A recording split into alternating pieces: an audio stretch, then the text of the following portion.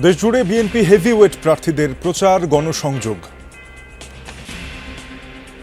দেশের মালিকানা ফেরত পেয়েছি, অবরুদ্ধ গণতন্ত্র মুক্ত করতে পেরেছি, সেই গণতন্ত্রকে আরো শক্তিশালী করতে হবে। সন্ধ্যায় ভাসান টেকের জনসভায় যোগ দেবেন তারেক রহমান।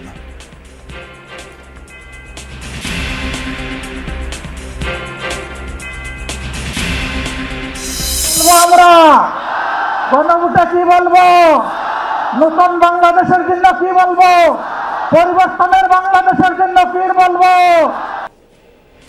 পঞ্চগড় দিনাজপুরের সমাবেশে ভোট ডাকাতি রুখে দেওয়ার আহ্বান জামায়াতের আমিরের। হ্যাঁ ভোটের পক্ষে এনসিপি সহ 10 দলীয় ঐক্যের প্রচারণা।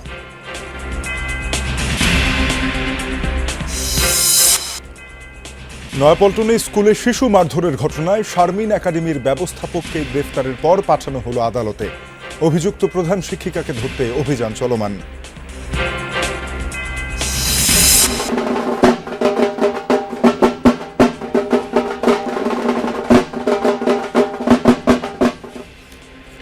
জ্ঞান ও সঙ্গীতের দেবী সরস্বতীর পূজা আজ। অঞ্জলির মাধ্যমে আশীর্বাদ প্রার্থনা। দিনভর হয় শিশুদের হাতে খড়ি। প্রতি বছরই এই দিনটার জন্য খুবই অপেক্ষা করে থাকি। দেবীর কাছে আমাদের একটাই প্রার্থনা, আমাদের যেন দেবী সৎ বুদ্ধি দেন এবং জ্ঞান দান করেন।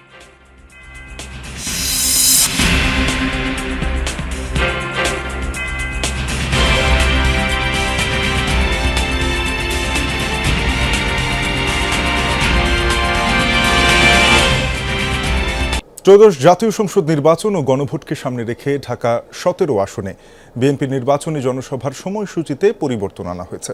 পূর্ব নির্ধারিত দুপুরের পরিবর্তে সন্ধ্যা 6টায় ভাসান থেকে শুরু হবে জনসভা। বিএনপি চেয়ারম্যান তারেক রহমানের সমর্থনে আয়োজিত এই জনসভায় ভাসান টেকের বিআরপি মাঠে অনুষ্ঠিত হবে। এরই মধ্যে শেষ হয়েছে সব প্রস্তুতি, নেওয়া হয়েছে কঠোর নিরাপত্তা। তবে আয়োজকরা আশা প্রকাশ করেন নতুন সময়ে সর্বস্তরের জনগণ স্বতঃস্ফূর্তভাবে হাজির হবেন জনসভায়। বৃহস্পতিবার 7 জেলায় সমাবেশ শেষে আজ ভোরে রাজধানীতে ফিরেছেন ঢাকা 17 নির্বাচনী আসনে বিএনপি মনোনীত প্রার্থী তারেক রহমান। ভাসান টেকের বিআরপি মাঠে আছেন সহকর্মী আরিফুল সবুজ, যুক্ত হব তার সাথে। সবুজ, যেহেতু জনসভার সময়সূচিতে একটি পরিবর্তন আনা হয়েছে, নেতাকর্মীরা সে বিষয়ে জানতেন কিনা? তারা কি আসতে শুরু করেছেন সমাবেশস্থলে? কি পরিস্থিতি দেখছেন সবশেষ? শাফিন, মূলত এই যে নির্বাচনী এলাকাটি ভাসান টেকের যেই জায়গায় সমাবেশটি হচ্ছে, এটি তারেক রহমানের নিজের নির্বাচনী এলাকা, অর্থাৎ এইখান থেকে তিনি প্রার্থী হয়েছেন। সে কারণে দলের প্রধান হিসেবে নয়, প্রার্থী হিসেবে তারেক রহমান এই এলাকায় আসছেন, জনসভা করবেন। এ কারণে নেতাকর্মীদের মধ্যে বা যারা ভোটার রয়েছে প্রত্যেকের মধ্যে এক ধরনের অন্যরকম উচ্ছ্বাস আমরা দেখতে পাচ্ছি। এবং যেহেতু এই যে জনসভাটি, এই জনসভাটি মূলত দুপুরের দিকে অর্থাৎ জুমার নামাজের পরপরই হওয়ার কথা ছিল, কিন্তু সেটি যেহেতু গতকালকে সিলেটের 7টি জেলায় জনসভা শেষে তারেক রহমানের ফিরতে ফিরতে ভোর হয়েছে, সেই কারণে স্বাভাবিকভাবেই এই জুমার পরে এই সভাটি করা আসলে ওইভাবে সম্ভব হয়নি, যে কারণে সেটি পিছিয়ে 6টায় করা হয়েছে। তারপরেও নেতাকর্মীদের যে উচ্ছ্বাস আমরা জুমার পর থেকে দেখছি, আপনি নিশ্চয়ই দেখতে পাচ্ছেন যে এখানে এর মধ্যেই 4টার দিক, আরও সমাবেশ শুরু হওয়ার ঘন্টা 2-1 বাকি রয়েছে এখনও, কিন্তু এর মধ্যেই নেতাকর্মীদের এই যে ভাসান টেকের যে মাঠটিতে মূলত জনসভাটি হবে, এই জনসভার মাঠটি পুরোপুরি একদম কানায় কানায় পূর্ণ হয়ে গিয়েছে এবং সেটি জুমার নামাজের পরপরই নেতাকর্মীরা এখানে আসতে শুরু করছেন। এর আগে এখানকার যে মঞ্চটি রয়েছে, যেই মাঠটিতে মূলত এই জনসভাটি হবে, সেই মঞ্চটি প্রস্তুতির যে কাজটি, সেই কাজটি এখনও শেষের দিকে, প্রায় শেষ, কিছুক্ষণের মধ্যে হয়তো মঞ্চ তৈরির যে কাজটি, সেই কাজটি শেষ হয়ে যাবে। তার আগে নিরাপত্তা ব্যবস্থা, যেহেতু তারেক রহমান দেশে ফেরার পর থেকে তার নিরাপত্তা ব্যবস্থা নিয়ে কিছুটা শঙ্কা ছিল, সেই জায়গা থেকে তারপরেও যেহেতু নির্বাচনী মাঠে তাকে যেতে হচ্ছে, সেই কারণে নিরাপত্তা ব্যবস্থা এই পুরো মাঠটিতে ডগ স্কোয়াড দিয়ে ডিএমপির যে K9 ইউনিট রয়েছে, সেই K9 ইউনিট দিয়ে পুরো এলাকাটি সুইপিং করা হয়। এবং এর পাশাপাশি তারেক রহমানের যে নিজস্ব নিরাপত্তা ব্যবস্থা রয়েছে বা চেয়ারপারসনের CSF এর যে নিরাপত্তা ব্যবস্থা, সেই নিরাপত্তা ব্যবস্থার তো জারি রয়েছে। এর পাশাপাশি বিজিবি, পুলিশ সহ অন্যান্য আইন শৃঙ্খলা বাহিনীর যে সদস্যরা রয়েছে প্রত্যেকেই কিন্তু পুরো যে মাঠটি এবং এর আশেপাশের যে এলাকাগুলো রয়েছে পুরো এলাকা জুড়ে আসলে কঠোর নিরাপত্তা। সবুজ দেখছিলাম যে সেখানে এরই মধ্যে নেতাকর্মীরা ব্যাপকভাবে উপস্থিত হয়েছেন এবং তারা অপেক্ষা করছেন সেই মুহূর্তে যখন বিএনপি চেয়ারম্যান এবং 17 আসনের প্রার্থী তারেক রহমান তাদের সামনে কথা বলবেন। আপনার সাথে আবার আমরা যুক্ত হব। ধন্যবাদ সবুজ। দ্বিতীয় দিনের মতো চলছে ত্রয়োদশ জাতীয় সংসদ নির্বাচনে প্রার্থীদের প্রচারণা। সকাল থেকেই বিভিন্ন স্থানে গণসংযোগে নেমে প্রার্থীরা কর্মী সমর্থকদের ভোটারদের দ্বারে দ্বারে যান। লিফলেট বিতরণ করে নিজ নিজ মার্কার পক্ষে ভোট চান প্রার্থীরা। সেই সাথে উন্নয়নের নানা পরিকল্পনা তুলে ধরে তা বাস্তবায়নের প্রতিশ্রুতিও দেন। দলীয় প্রার্থীদের পাশাপাশি মাঠে সরব উপস্থিতি রয়েছে স্বতন্ত্র প্রার্থীদের। দেশের মালিকানা ফেরত পেয়েছি, অবরুদ্ধ গণতন্ত্র মুক্ত করতে পেরেছি, সেই গণতন্ত্রকে আরো শক্তিশালী করতে হবে। আমরা ধারণা করেছিলাম যে উনি বিদেশে লন্ডনে গেছেন, লেখাপড়া করেছেন, কিছুটা পলিটিক্যাল ম্যাচুরিটি হয়তো আছে, কিন্তু দেখি যে উনি তো এখন বড় মুফতি হয়ে গেছেন। বিলেত থেকে মুফতি ফতোয়া দিয়ে দিচ্ছেন যে কেডা মুশরিক আর কেডা কাফের। আমাকে দিয়ে আর যাই হোক সম্ভব, কিন্তু আমাকে দিয়ে কোনোদিনও চাঁদাবাজি, টেন্ডারবাজি, দুর্নীতি আমার দ্বারা কোনোদিনই সম্ভব না। জনগণের নির্বাচিত প্রতিনিধি হিসেবে যদি নির্বাচিত হতে পারি তাহলে আমি মনে করবো এটাকে ক্ষমতা না, এটাকে আমানত হিসেবে জনগণের দায়িত্ব হিসেবে কাজ করে যাবো ইনশাআল্লাহ। ছুটির দিনে রাজধানীতে জমজমাট প্রচারে ব্যস্ত বিএনপি প্রার্থীরা। বংশালে ইশরাক হোসেন, মিরপুরে আমিনুল হক এবং জুরাইনে তানভীর আহমেদ সহ রাজধানীর বিভিন্ন এলাকায় ভোটারদের দ্বারে দ্বারে যাচ্ছেন প্রার্থীরা। উন্নয়নের প্রতিশ্রুতির পাশাপাশি কোনো অপপ্রচারে কান না দেওয়ার জন্য আহ্বান জানান ভোটারদের। সারা দেশেই নির্বাচনী আমেজ, ভোটারদের দ্বারে দ্বারে পৌঁছাচ্ছেন প্রার্থীরা। শুরিটোলার সরু এই মহল্লায় যেখানে পায়ে হাঁটাও কঠিন, সেখানে কয়েকশো নেতাকর্মী নিয়ে ভোটারদের কাছে ইশরাক হোসেন। ঢাকা 6 আসনে বিএনপির প্রার্থী তিনি। নজর কাড়া সাজ পোশাকে কর্মী সমর্থকরা জানান স্বাগত। আমাকে একটা সুযোগ দেন, আপনাদের মূল্যবান ভোটটি দিয়ে আমাকে আপনাদের কাজ করার জন্য আগামী দিনে সুযোগ করে দিবেন এবং অবশ্যই 12 তারিখ ফেব্রুয়ারি আপনারা সকাল সকাল গিয়ে আপনারা ভোট কেন্দ্রে গিয়ে আপনাদের মূল্যবান ভোটটি দিবেন।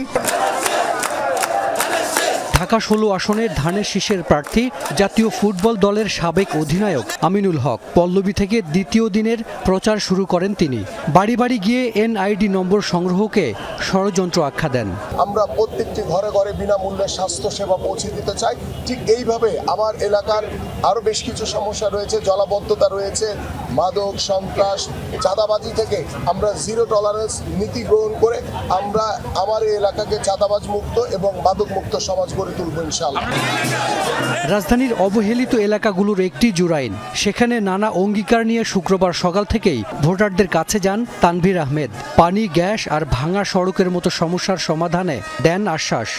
একটি খেলার মাঠ নাই, একটি কমিউনিটি সেন্টার নাই, এলাকার মানুষের জন্য স্বাস্থ্যসেবা পাওয়ার জন্য একটি সিটি কর্পোরেশন স্বাস্থ্যসেবা কেন্দ্র নেই এবং সরকারি কোনো হাসপাতাল নেই। এই মুহূর্তে প্রচণ্ড তীব্র গ্যাস সংকটে ভুগছে এলাকার মানুষ। এছাড়া রাজধানীর প্রতিটি আসনে সকাল থেকে প্রচারে ব্যস্ত ধানের শীষের প্রার্থীরা।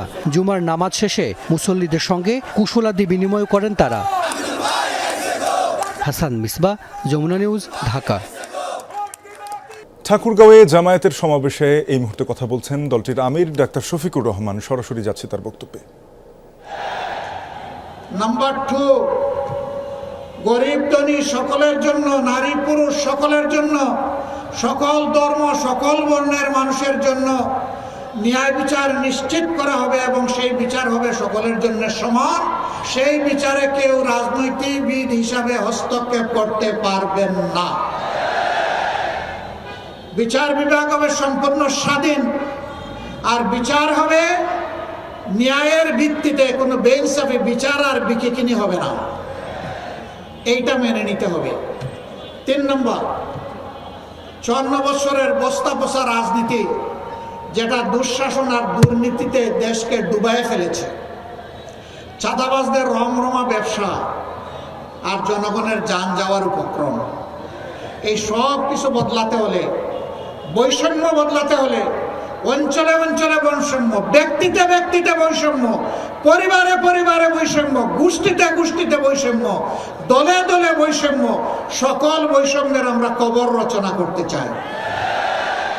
এই জন্য প্রয়োজন সংস্কারের সকল প্রস্তাব গণভোটে দেওয়া হয়েছে, সেই গণভোটে হা দিয়ে গণভোটকে পাশ করায় দেওয়া। আপনারা গণভোটে হা দেবেন? উত্তরবঙ্গকে কৃষিভিত্তিক শিল্পের রাজধানী বানানোর প্রতিশ্রুতি দিয়ে দ্বিতীয় দিনের প্রচারণা চালাচ্ছেন জামায়াত আমির ডাক্তার শফিকুর রহমান। তিনি বলেন, অনেকে কার্ডের প্রতিশ্রুতি দিচ্ছেন, তবে সেই কার্ডে মানুষের ভাগ্য পরিবর্তনের ব্যাপারে সঠিক নির্দেশনা নেই। তিনি সন্দেহ প্রকাশ করেছেন এর সম্ভাবনা নিয়ে। জামায়াত আমির বলেন, আসন্ন নির্বাচনে কেউ ভোট ডাকাতি করতে আসলে তাদের সম্মিলিতভাবে রুখে দিতে হবে। বলেন, দেশের মানুষকে বিপদে ফেলে পালিয়ে যাবে না জামায়াতে ইসলামী।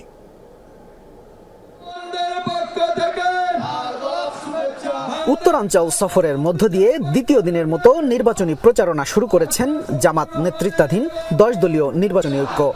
সর্ব উত্তরের জেলা পঞ্চগড় 1 আসন দিয়ে এই প্রচারণা শুরু। মিছিল নিয়ে পঞ্চগড় জেলা চিনিকল মাঠে উপস্থিত হন নেতাকর্মীরা। তারা বলেন, দীর্ঘ 16 বছর পর একটি উৎসবমুখর নির্বাচন হওয়ায় খুশি তারা। জামাত এবার ইনশাল্লাহ সরকার গঠন করবে। পঞ্চগড় 1 আসনে আমাদের সাজিদ ভাই বিপুল ভোটে শাপলাকলি মার্কায় ভোট পাবে। তিনি আমাদের জুলাই যোদ্ধা এবং কি তিনি সেই 5 আগস্টে প্রথম সারির সাজিদ আলম, অনেকেই তাকে ভোট দেবে ইনশাল্লাহ। বিপুল ভোটে আমাদের পঞ্চায়েতে এমপি হবে ইনশাল্লাহ। আমাদের 10 দলীয় ঐক্য জোটের মাধ্যমে সাজিদ ভাইকে এখানে প্রার্থী করা হয়েছে। ইনশাল্লাহ বিপুল জয় হবে ইনশাল্লাহ। 10 দলীয় ঐক্যের শীর্ষ নেতারা বলেন, নতুন করে ফ্যাসিবাদ জন্ম নিতে চাইলে তাদের 5 আগস্টের মতো প্রতিহত করা হবে। বাংলাদেশের টেকনাফ থেকে তেতুলিয়া, রূপসা থেকে পাথুরিয়া 1,47,570 বর্গ কিলোমিটারে শুধু একটাই ধনী হবে 10 দলীয় ঐক্যবদ্ধ বাংলাদেশ ইনশাআল্লাহ। আমরা 10 দল, বিশেষ করে আমাদের যদি সবাই আমরা সামনে সরকার গঠন করি, ন্যায় এবং ইনসাফ ভিত্তিক সমাজ প্রতিষ্ঠা করতে পারবে ইনশাআল্লাহ এবং চেষ্টা করব। প্রধান অতিথির বক্তব্যে জামাত আমির বলেন, একটি দল 5 বছর পর পর একবার দেখা দিয়ে বসন্তের কোকিলের মতো কুহু কুহু করে চলে যায়। ওরা জনগণের প্রতি 5 বছরে একবার দরদের হান্ডিতে জাল দেয় আর এটা উঠলাইয়া উঠে।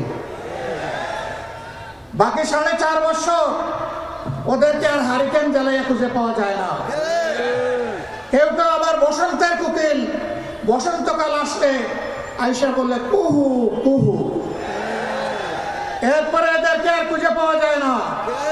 উড়ে আসে জুড়ে বসে মানুষের সাথে, তৃণমূলের সাথে, গরিব দুঃখীদের সাথে এদের কোনো সম্পর্ক নাই। আমরা এই রাজনীতিকে ঘৃণা করি। আমরা ছিলাম, আমরা আছি, আমরা থাকবো ইনশাআল্লাহ। ডাক্তার শফিকুর আরো বলেন, একটি দলের মতো আমাদের কাছে কোনো কার্ড নেই, দেশের মানুষের ভালোবাসাই আমাদের কার্ড। গোটা উত্তরবঙ্গকে কৃষিভিত্তিক শিল্পের রাজধানী বানাতে চায়। বন্ধ চিনিকল খুলে দিতে চাই। শ্রমিকদেরকে কর্মক্ষেত্রে আমরা ফিরিয়ে নিতে চাই। ভাই, আমাদের কাছে কোনো কার্ড নাই। আপনারা সবাই ভাই বোনেরা আমাদের কার্ড। আপনাদের বুকে আমরা একটা ভালোবাসার কার্ড চাই। জামাত আমির বলেন, তরুণদের কাজ শেষ হয়ে যায়নি। কেউ ভোট ডাকাতি করতে এলে তাদের সম্মিলিতভাবে রুখে দিতে হবে। আমরা থামবো না, আমাদেরকে কেউ থামাতে পারবে না ইনশাআল্লাহ। আমরা শামীম রেজা, যমুনা নিউজ, পঞ্চগড়। বৈষম্যমুক্ত ইনসাফ ভিত্তিক বাংলাদেশ গড়তে সারা দেশে 10 দলীয় ঐক্যের পক্ষে ভোট চাইলেন নাহিদ ইসলাম। সকালে নির্বাচনের প্রচারণায় নেমে ঢাকা 11 আসনে গণমিছিলে অংশ নেন তিনি। সময় 10 দলের নির্বাচনী কার্যক্রম আনুষ্ঠানিকভাবে শুরুর ঘোষণা দেন নাহিদ ইসলাম। বলেন, 16 বছরের ফ্যাসিবাদী ব্যবস্থার পর এই নির্বাচন ইনসাফ প্রতিষ্ঠার নির্বাচন। এক হাসিনা গিয়ে নতুন হাসিনা, এক চাঁদাবাজ গিয়ে নতুন চাঁদাবাজ আসার জন্য মানুষ জীবন দেয়নি। এবারের নির্বাচন ক্ষমতার কাঠামো পরিবর্তন ও সংস্কারের নির্বাচন। গণ অভ্যুত্থান পরে যে নির্বাচন, 16 বছর ফ্যাসিবাদী ব্যবস্থার পরে যেই নতুন নির্বাচন, যেই নতুন বন্দোবস্ত প্রতিষ্ঠার জন্য, যেই গণতন্ত্র প্রতিষ্ঠার জন্য, ইনসাফ প্রতিষ্ঠার জন্য এই নির্বাচনকে সফল করতে হলে, এই নির্বাচনের মাধ্যমে বাংলাদেশকে এগিয়ে নিয়ে যেতে হলে 10 দলীয় নির্বাচনী ঐক্যকে বিজয়ী করা ছাড়া কোনো বিকল্প নেই। রাজধানীর নয়াপল্টনের স্কুলে প্লে গ্রুপের শিক্ষার্থীকে মারধরের ঘটনায় গ্রেফতার শারমিন একাডেমির ব্যবস্থাপক পবিত্র কুমার বড়ুয়া। পরিবারের দায়েরকৃত মামলায় তিনি এজাহার নামে 1 নম্বর আসামি। অপর অভিযুক্ত স্কুলের প্রধান শিক্ষিকা শারমিন জাহানকে ধরতেও পুলিশের অভিযান চলছে। বিশেষজ্ঞরা বলছেন, এমন ঘটনা শৈশব আর শিক্ষা জীবনে ভয়াবহ প্রভাব ফেলে। স্কুলের ছোট্ট অফিস কক্ষ, ভেতরে আটকা কোমলমতি এক শিশু, যাকে নির্মমভাবে মারছে প্রাপ্তবয়স্ক এক পুরুষ। ভয়, আতঙ্ক আর অসহায়ত্ব শিশুটির চোখে স্পষ্ট। পাশে শিশুটির হাত ধরে বসা একজন নারী, যিনি থামান না বরং পাশবিকতার সহযোগী। ফুটেজের আরেক অংশে তাকেই দেখা যায় শিশুটিকে শাসাতে মারতে। এই ভিডিও প্রকাশ্যে আসতেই দেশ জুড়ে ছড়িয়ে পড়ে তীব্র ক্ষোভ আর ঘৃণা। গা শিউরে ওঠা শিশু নির্যাতনের ঘটনা রাজধানীর নয়াপল্টনের শারমিন একাডেমির। স্কুলটির গেটে বা নামফলকে কোথাও নেই বাধ্যতামূলক EIIN নাম্বার। আবাসিক ভবনের নিচেই শ্রেণীকক্ষ, যেখানে প্লে গ্রুপ থেকে 5ম শ্রেণী পর্যন্ত করা হয় পাঠদান। একজন তো ম্যাডাম শারমিন, আর একজনের নাম তো স্যারের নাম তো আমি জানি। আপনাদেরকে আজকে গেট বন্ধ রাখতে বলছেন? না, উনি বলেন নাই, আমি স্কুলের সাথে আমার সম্পর্ক তো নাই। আজকে বন্ধ বলে দিছে মিসে, কিসের জন্য বন্ধ তা জানি না। এরপরই স্কুলের গ্রুপে জানিয়ে দেওয়া হয় অনিবার্য কারণে বৃহস্পতিবার স্কুল বন্ধ থাকবে। অভিভাবকরা তখনই বুঝে যান ঘটেছে বড় কিছু। ভাইরাল ভিডিও দেখে অভিভাবকরাই শনাক্ত করেন শিশুটির হাত ধরে থাকা নারী স্কুলের প্রধান শিক্ষিকা শারমিন জাহান, আর স্ট্যাপলার দিয়ে ভয় দেখিয়ে মারধর করা ব্যক্তি স্কুল অ্যাডমিন পবিত্র কুমার। বেতন যতবার দিতে আসছি, ওই ভদ্রলোক আমাদের কাছ থেকে বেতন রিসিভ করতো। এখন যেহেতু একটা ঘটনা ঘটছে, আমার বাচ্চা তো আমি এখানে পড়াবো না। লাথি মারে, ঘুষি মারে, থুতু মারে, মানে এগুলো আসলে নেওয়া যায় না। বাচ্চারা বিশেষ করে ওর একটা অস্ত্র আছে, সেটা হচ্ছে মুখের অস্ত্র, যেটা থুতু। শুনছি ম্যাডামের এরিয়া চালিয়ে ফেলেছে, ওই কামড় দিছে। প্রধান শিক্ষিকার সাথে যোগাযোগের চেষ্টা করা হলে তার পরিবারের এক সদস্যের সাথে কথা হয়। তিনিও দায় চাপান ম্যানেজারের উপর। 18 তারিখে আমরা 19 তারিখে তাকে বহিষ্কার করা হয়েছে, এবং যে গার্ডিয়ানের সাথে আমাদের প্রবলেম ছিল সেই গার্ডিয়ানের সাথে আমরা মিট করেছি, আমরা ক্ষমা চেয়েছি, সব হয়েছে আমাদের। যখন কমিশনার, ওই এলাকার কমিশনার থেকে শুরু করে সব আমরা একসাথে বসে এটা সমাধান হয়েছে। এদিকে নির্যাতিত শিশুটির মা বৃহস্পতিবার পল্টন থানায় দুজনকে আসামি করে শিশু নির্যাতন মামলা করলে শুক্রবার ভোরে স্কুল অ্যাডমিন পবিত্র কুমারকে গ্রেফতার করে পুলিশ। আরেক আসামি শারমিন জাহানকে ধরতেও চলছে অভিযান। নির্মম একটা কাজ, একটা শিশুকে কোনোভাবেই মানসিক বা শারীরিকভাবে নির্যাতনের অধিকার কারণে। সমাজ ও অপরাধ বিশেষজ্ঞরা বলছেন, এ ধরনের সহিংসতার প্রভাব দীর্ঘস্থায়ী হয়। ভয় আর ট্রমা শিশুর মনোজগতে গেঁথে গিয়ে থমকে দিতে পারে তার শিক্ষা জীবন। শিক্ষক, শিক্ষা প্রতিষ্ঠান, পড়াশোনা, এগুলো নিয়ে তার মধ্যে একটা ফোবিয়া তৈরি হবে। এগুলো দেখলেই সে ভয় পাবে, কারণ সে এখান থেকে কিন্তু এক ধরনের মানসিক ট্রমার শিকার হয়েছে। একটি হচ্ছে যে রাষ্ট্রের পর্যায় থেকে যথাযথ ব্যবস্থা গ্রহণ করা, করে এটার এই একটা দৃষ্টান্ত স্থাপন করা। তানজিম শাফিন, যমুনা নিউজ, ঢাকা। যমুনা নিউজে আরও একটা বিরতি নিচ্ছে, সঙ্গে থাকুন।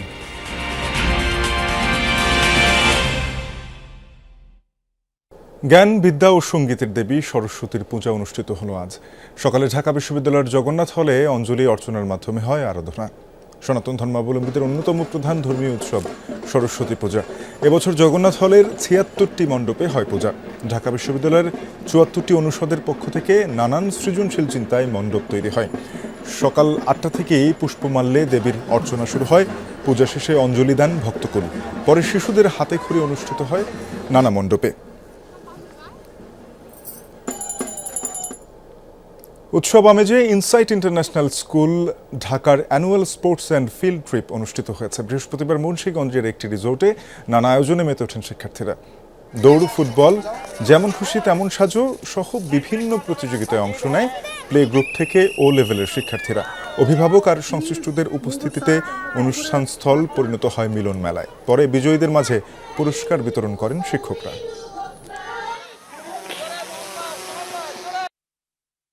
বাচ্চারা এখানে খুব এনজয় করছে। ওদের এই ধরনের অংশগ্রহণ দেখে আমাদের মনে হচ্ছে যে এটা ফ্রিকুয়েন্টলি আসলে আমাদের এই প্রোগ্রামগুলো করা উচিত। তাহলে বাচ্চাদের পড়াশোনাও ভালো হবে, তাদের শারীরিক বিষয়টাও, এই সুস্বাস্থ্যের বিষয়টাও নিশ্চিত হবে। সন্ধ্যা 6টায় মাঠে গড়াবে বিপিএল এর ফাইনাল। রাজশাহী ওয়ারিয়র্সের মুখোমুখি হবে চট্টগ্রাম রয়্যালস। ম্যাচটি কভার করতে মিরপুরে আছেন সহকর্মী আফনান পিয়াল। পিয়াল, আর কিছুক্ষণ পরেই তো বিপিএল এর ফাইনাল, বিশেষ কি আয়োজন থাকছে? শাফিন, ধন্যবাদ আপনাকে। বিশেষ যে আয়োজনটা থাকছে, ট্রফিটা, এই আসরের ট্রফিটা আমরা এখনো দেখতে পারিনি। সেই ট্রফিটা আনভেইল হবে 4:30টার দিকে। আমরা যতটুকু জানতে পেরেছি, Bangladesh under-19 world cup winning যে ক্যাপ্টেন আকবর আলী, যিনি আবার ফাইনালটা খেলবেন রাজশাহী ওয়ারিয়র্সের হয়ে, পাশাপাশি নারী এশিয়া কাপটা বাংলাদেশ যার অধীনে চ্যাম্পিয়ন হয়েছে সেই সালমা খাতুন, তারা দুজন হেলিকপ্টারে করে ট্রফিটা আনবেন। পাশাপাশি ম্যাচটা নিয়ে দর্শকরা বেশ উচ্ছ্বসিত। আপনারা দেখতে পাচ্ছেন যে অনেক রাজশাহী সমর্থক বিশেষ করে তারা বেশ এনজয় করছেন এই ম্যাচটা নিয়ে, এবং তারা প্রথমবার এইবার বিপিএল এ খেলতে এসে ফাইনালে উঠেছেন, সেই জন্য তারা বেশ উচ্ছ্বসিতও বটে।